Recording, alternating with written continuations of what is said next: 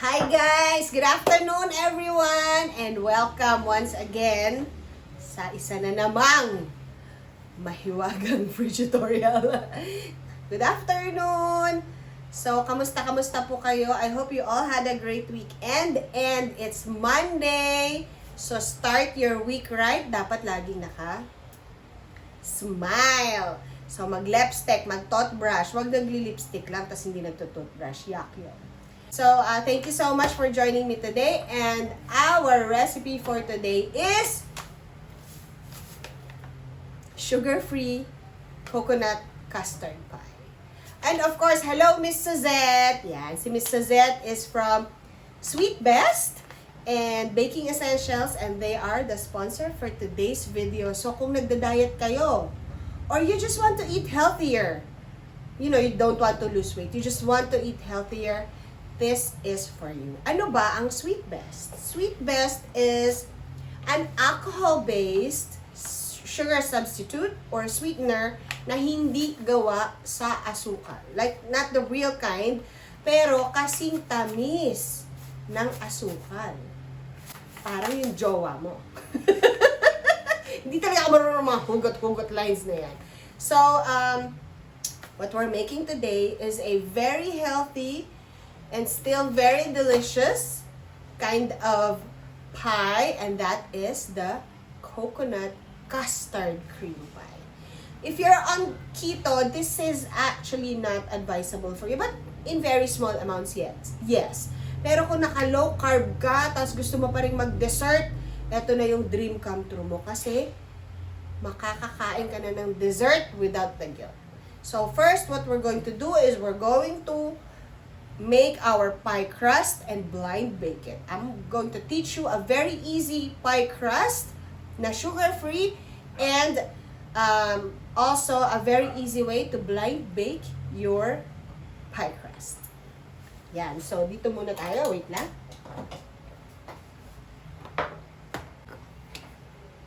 Alright, now let's do our pie crust. You will need a cup and a half of all-purpose flour, 1/4 teaspoon of salt, and 3/4 cup of unsalted butter.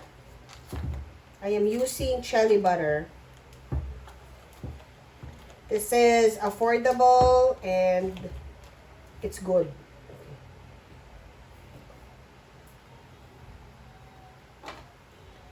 So 1 bar is a cup. So what I normally just do is tansya meter. So this is 3/4. When you are doing this, you don't need to wear gloves, but you need to wash your hands really well. But if you want to wear gloves, that's fine. That is not something that we would prevent you from doing.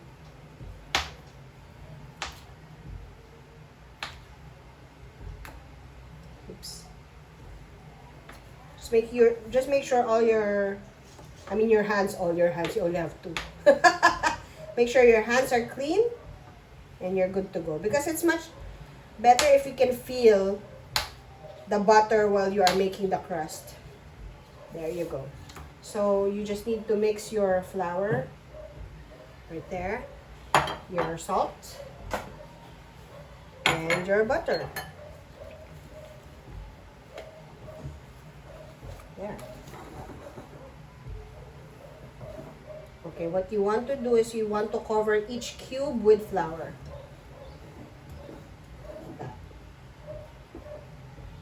Don't immediately mash your pie crust. There you go. And then you want to start pinching your butter like this. And cover again. Don't let your butter melt, okay?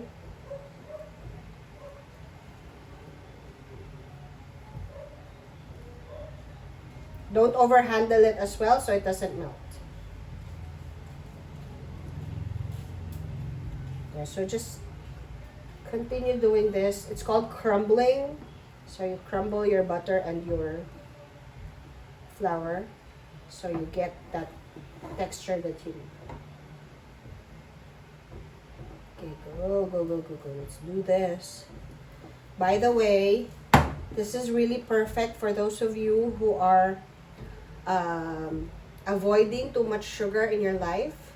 Ayaw nyo na masyadong sweetness.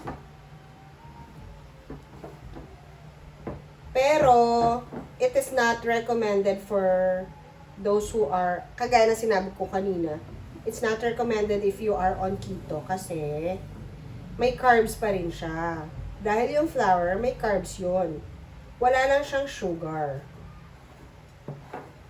But carbs still convert into sugar pagka nadadigest mo siya. Especially high carb food like rice. But if you eat in moderation, okay lang siya. Okay, so we're getting there. What you're aiming for is like a cornmeal texture. Okay lang yun kahit may konting buo-buo pa na butter, okay lang yan.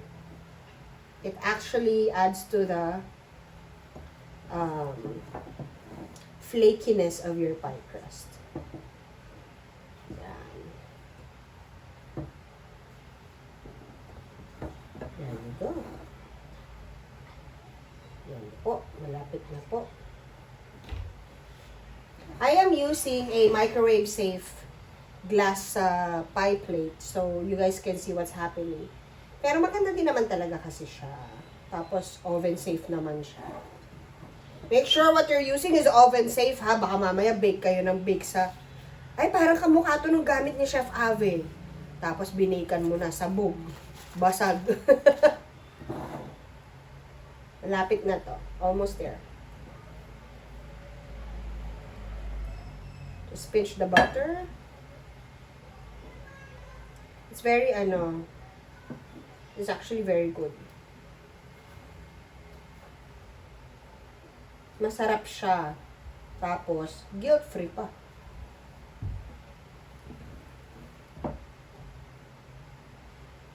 There. Usually, nire-ref nyo siya, di ba, yung mga pie crust ninyo. Pero ito, hindi ko na siya nire-ref. Diretso na siya.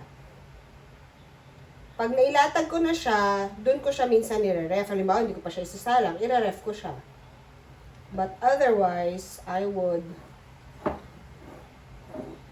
just move forward with blind baking my pie crust without refrigerating or chilling it. Yan. Pag wala nang masyadong malaking lumps ng butter, okay na yun. Hindi siya kailangang durog na durog, hindi rin siya kailangang parang smooth. Yan.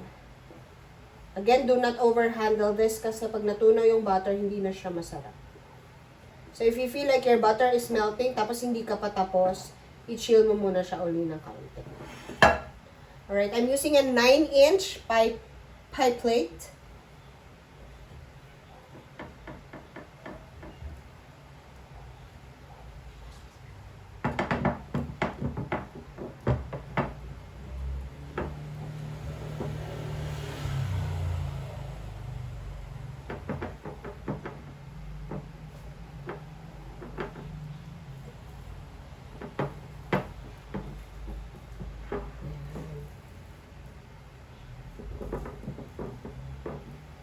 Ang maganda din kapag gumagamit ka ng glass, nakikita mo kung pantay yung latag mo.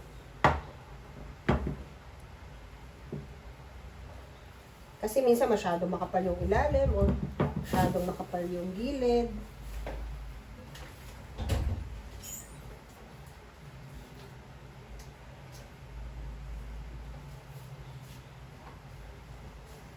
For other procedures, you'd like to chill this and then roll para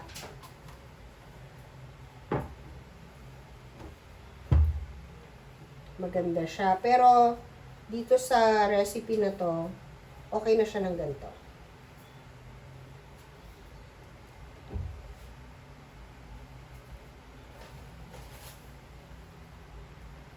mas flaky siya actually. Versus if you roll it.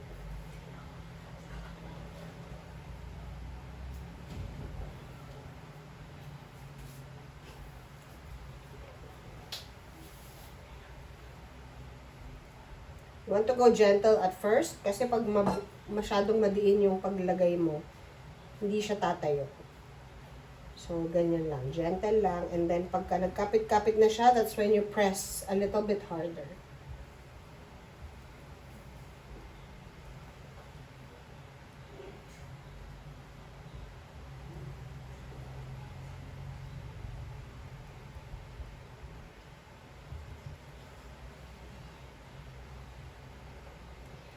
Alam nyo, we all have a different way of preparing things.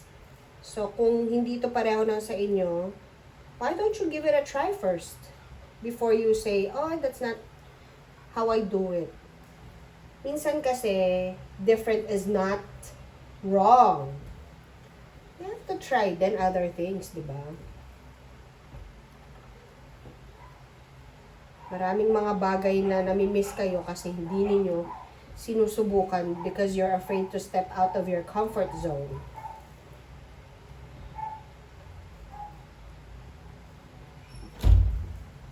Yan. Almost there. We want to make sure din kasi na yung gilid is thick enough to stand once you're done baking.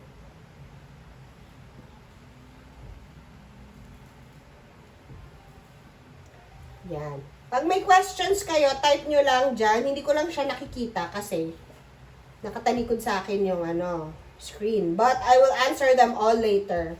So if you're saying hi to me, hello to you. Oh, by the way, kung hindi pa po kayo nag-a-avail ng Cake Fiesta tickets, mag-avail po kayo kasi meron po ako ng free demo on how to make a flour cake. I'll be doing a demo for Sugar King. So, yan. Watch po kayo. That will be later. I think it will air later. So, kung hindi po kayo nag-avail pa, hindi kayo makaka-watch. So, if you're interested in availing of tickets to the Cake Fiesta Virtual Edition 2, you can message Michelle Ian. Michelle Ian Patayon. She's one of the people who takes care of that. So, message nyo lang siya and she will give you directions or instructions on how to register for the Cake Fiesta. Madami dong bonggang pa-demo. I'll also be doing another one for my Shop and Bake family. Ang dami ko ng family, gosh. Yan. So, yung 1.5 cups, it's the exact size for this much pie crust. Okay. So, yan. I-prepare ko lang yung ating pang-blind bake. Maghugas lang ako saglit ng kamay. So, standby lang kayo dyan.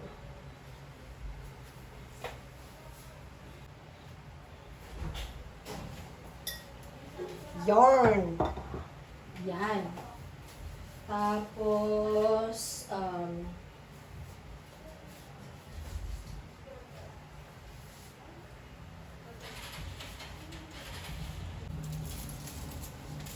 okay, so, while we are baking our pie crust, isasabay na natin yung ating pang-topping. So, you can use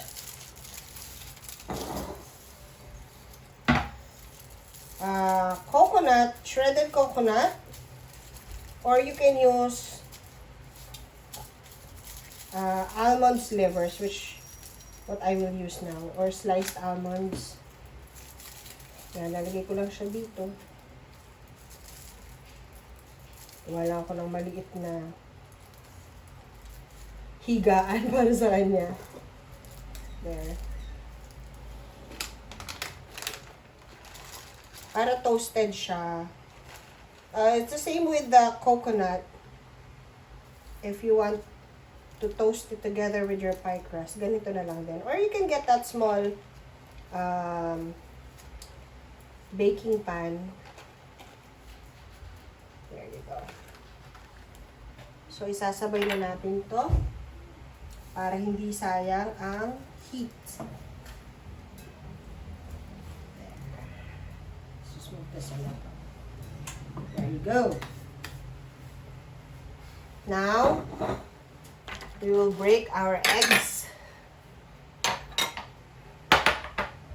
Kailangan lang natin ay egg yolk.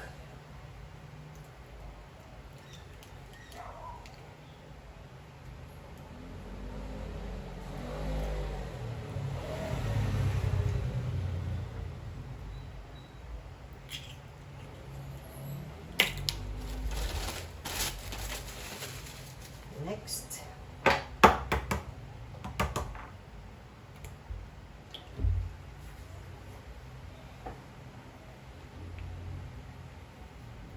Siyempre kasi diba custard, so yung custard meron talaga siyang milk at yolks. It's like leche flan, ganyan.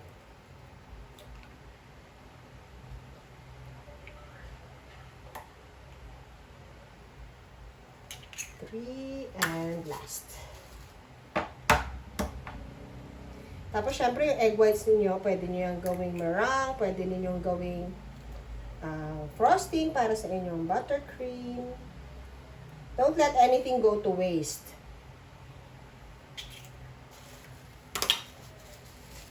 There. So, we will cover this para hindi siya tumigas or magkaroon ng film.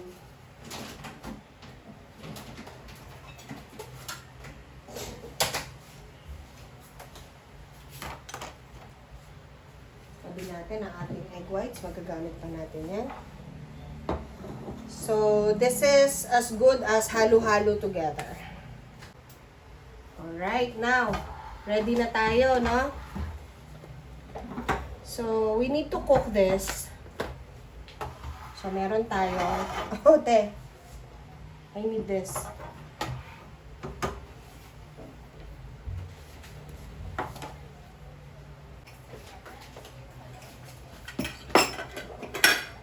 Pero bago yan, kailangan muna nating lagyan ng butane ng ating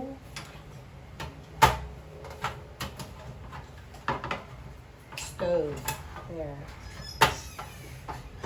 There you go. So, for this recipe, you will need half a cup of sweet best erythritol.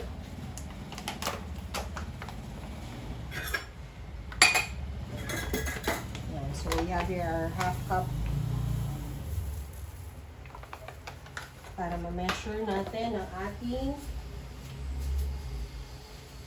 sweet best erythritol. Yan. So, kung hindi pa kayo nag-hashtag, mag-hashtag na kayo, hashtag sweet best, kasi you can win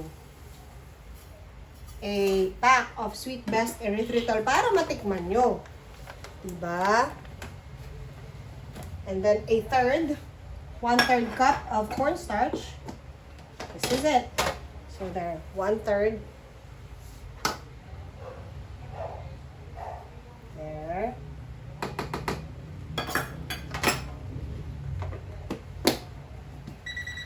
Oh. Medyo hindi pa siya nagbo-brown yung edges, so we will bake it for another 3 minutes.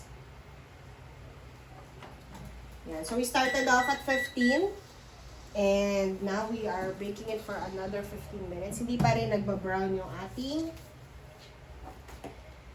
mahiwagang almond slivers. There you go.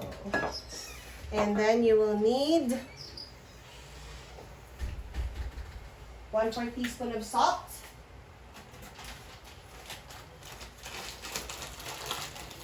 Garanchik. That's how you do it. 1 cup of coconut milk. Ito po siya.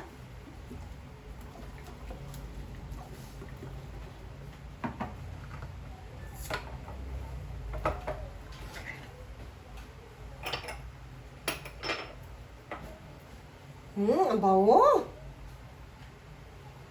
There's 1 cup of coconut milk. And then half a cup of coconut cream.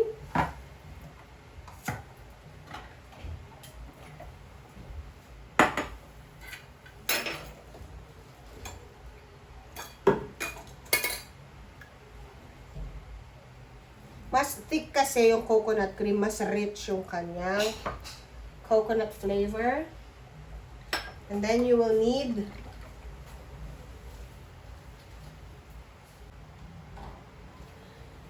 half a cup of evaporated milk. I'm using Alaska Evap, syempre. Dahil wala pa rin nadala sa Alaska. Yan. Wait lang, buksan lang natin siya. Also, if you don't have evap, you only have fresh milk in the house, okay lang din yun. You can use fresh milk. Para lang sa akin, napaka-rich ng flavor ng evap. Only this evap. Do not use liquid creamer or evaporated creamer. Hindi po yun masaya.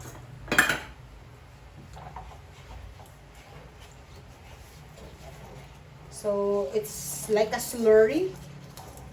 Haluin po muna natin siya bago natin buksan ng apoy. It has cornstarch kasi. If you turn on the heat, maluluto yung cornstarch ninyo sa ilalim. So, you need to turn it on first. Mix it well first hanggang wala ng mga bula-bula.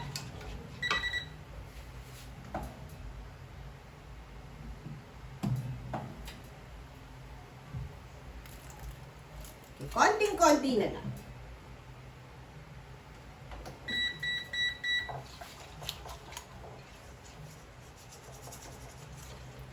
Medyo malaki kasi yung ating crust. Usually, if you're making a tart, it's like 12 minutes. Okay, so yan, smooth na siya. We will now turn on the heat.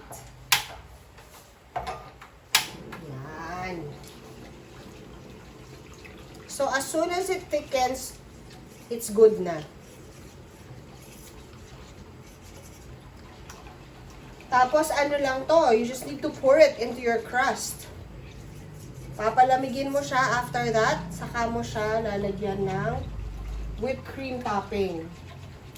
Yung whipped cream natin, lalagyan natin ng ambiente, at saka konting sweet best erythritol para mas matamis siya. And then, yun, we will top it with our toasted almond slivers. Iba ang dali-dali lang niya. Yan, wala na siyang, bilog-bilog na cornstarch. So, now all we need to do is let it cook and let it thicken.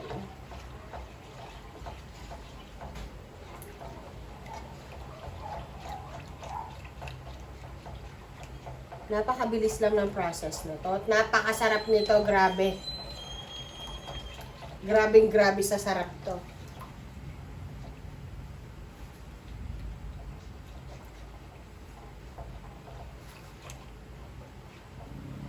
So, it takes about, less than 10 minutes to cook the filling.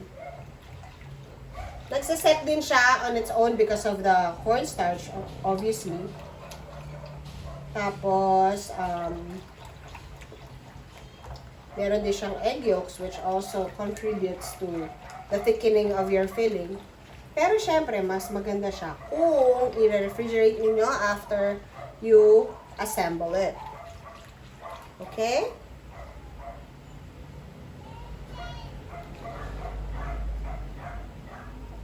Syempre, kailangan siya kumulo para mag-thicken at saka para maluto yung ninyo. Once it starts to boil, you can reduce the heat.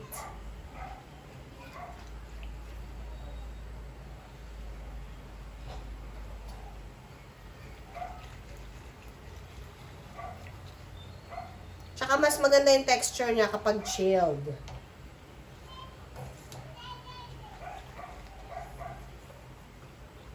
Yan. Start na siyang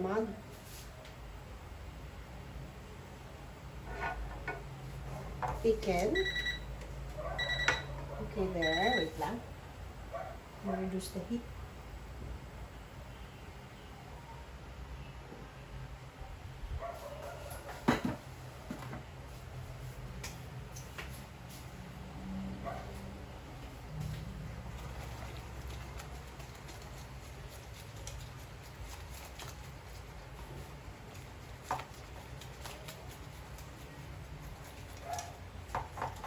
Yan na.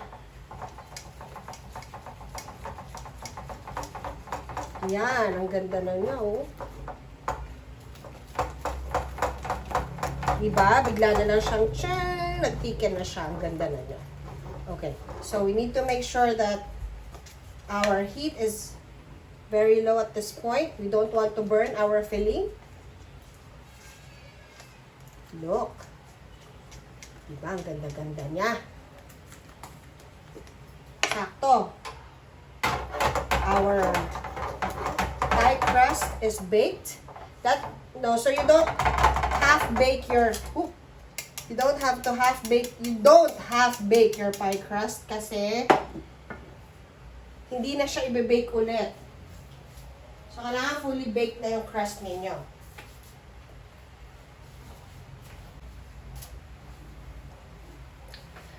Okay, so let's do our topping na.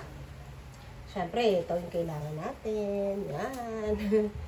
Tapos, you will need ambiente, coconut cream, malamig sila dapat pareho, erythritol,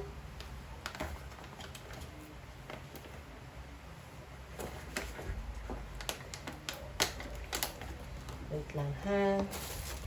Ay, mainit pa yung beans. Baka mapasok. Yan. Okay, so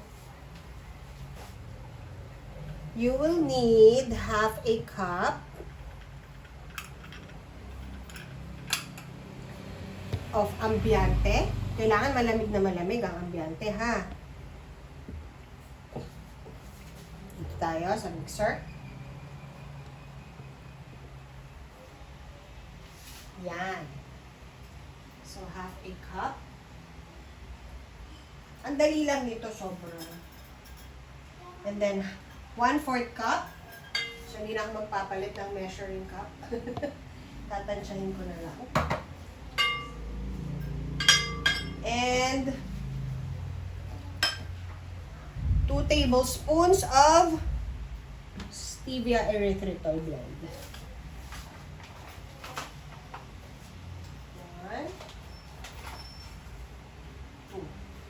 Diba?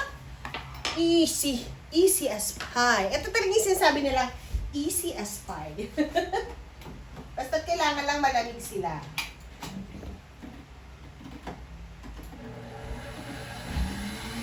Yeah, and then you just whip it hanggang umalsa siya. It's about a minute or so. The colder it is, the faster it will whip.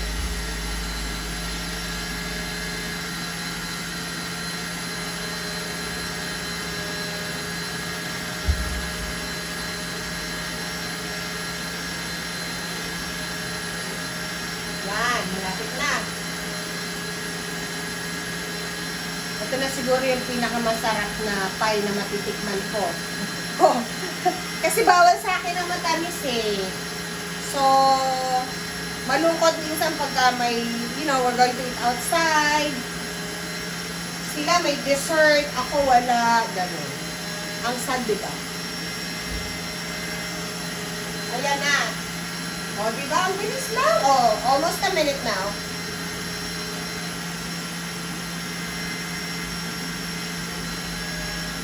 Yan.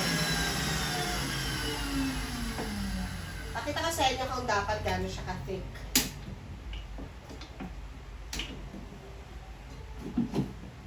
Ganyan, no? See? Ganyan. Gayaon. Garne. Ganyan siya ka-thick. Okay, so now we will get our pie.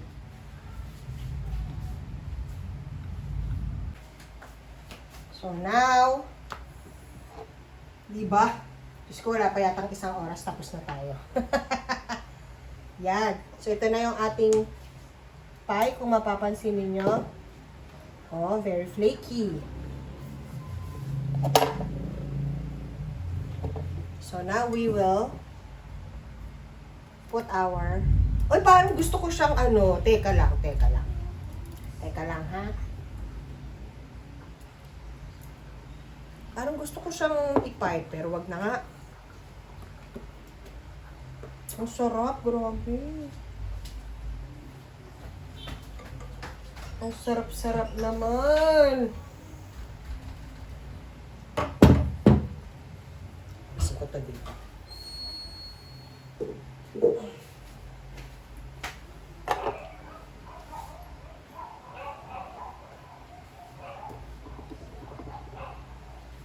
O, diba?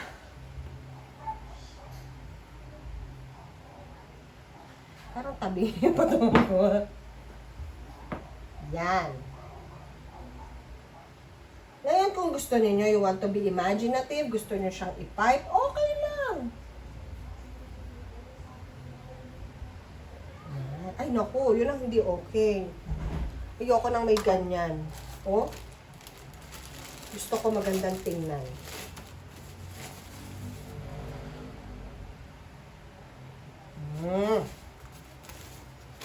Arte lang, ganun.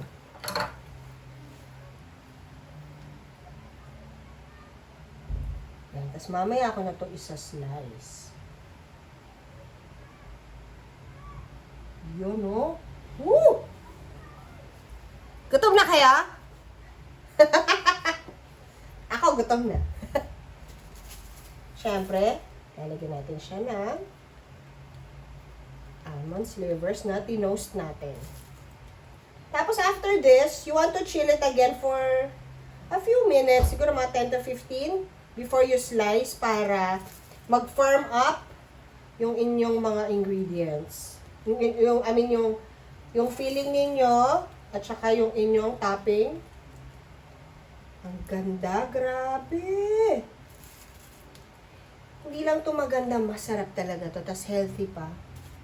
Diba? Ito talaga yung ano eh, masasayang bagay sa buhay, yung maganda na, masarap pa, tapos hindi ka pa tataba. Siyempre, pag kinain mo yung buong pie, good luck naman sa'yo. Pero kung, hindi napigilan ng anak ko, natawa siya. Pero kung kakain ka lang ng mga isa-dalawang slice, wala. You won't feel any guilt. Oh, here we go. Look at that. See? Mamaya, isa-slice ko to, tas ipopost ko. So guys, kung hindi pa kayo nag-hashtag, please, hashtag SweetBest. Kasi, mananalo kayo ng SweetBest Erythritol. Isang pack. 2 people will win. Okay? So, let's go! Uy, pag ginawa nyo to, itag nyo kami. Teka lang, tatas lang namin yung camera. Meron akong videographer today, so gumagalaw ang camera. Yan. So, pag ginawa nyo naman to, itag nyo naman kami. At tapos, i-hashtag naman ninyo yung aming mga sponsors. So, of course, we'd like to thank our sponsors for today. SweetBest. Siyempre, nakapamewak. Miss Universe nga eh. SweetBest, Stevia Erythritol. Yan. Jolly! Hashtag Jolly Eats. Yan. Tapos, syempre, ang ating ambiente. Hashtag Puratos PH. Hashtag ambiente. And, naku, wala na akong balot eh. Kunin mo na ako ng ano. Jelly butter. Hashtag Jelly Gourmet Butter or hashtag Jelly Gourmet. Pero mas maganda yung may butter kasi baka akala nila kung ano yung hina-hashtag nyo. Yan. Hashtag Jelly Gourmet Butter. Butter. How do you spell butter? Hashtag Jelly Gourmet Butter. And of course, hashtag, ang dami kong props. Breville PH. #BrevillePH para naman pasalamatan natin ang ating mga sponsors so that we will get more sponsors, and when we have more sponsors, you get more free tutorials. Yan. Oh, #Baking Essentials pala. Isama natin ang Baking Essentials. They're actually the distributor for...